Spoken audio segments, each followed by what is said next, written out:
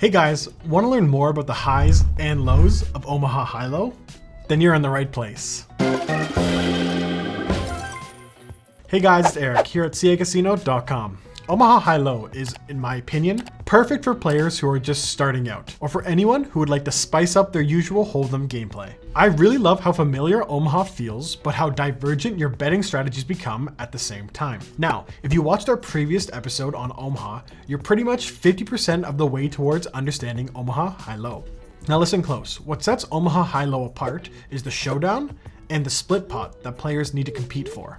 Essentially, when the final round of betting finishes, the hands are built and compared in the showdown to see who has the highest ranking hand. But here's the twist.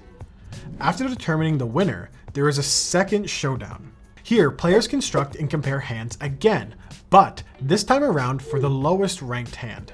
Each of the winners from both showdowns take 1/2 of the total pot. Now, when it comes to the low hand showdown, it is a little more complex. But don't worry, I'll keep it super simple. To qualify for a low hand, your highest card cannot be higher than an 8, with ace being the lowest ranked card this time around. Use any 2 cards you desire from the 4 you have.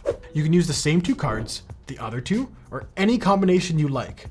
When qualifying for this round, remember that straights and flushes do not disqualify you if all other requirements are met. If multiple players qualify, the winning hand is determined by comparing the lowest card in everyone's hand. The best and lowest possible 5-card hand is the 5-4-3-2 ace. We call that the wheel. And if there's no qualifying low hand, the high hand wins the whole pot. If you manage to win both halves of the pot, this is referred to as a scoop or scooping, and that has to be your goal. Let us know what you think about the Omaha High-Low variation in the comments down below. Don't forget to hit that like and subscribe button, and go jump on the notification bell. My name is Eric, wishing you luck and reminding you as always, play responsibly.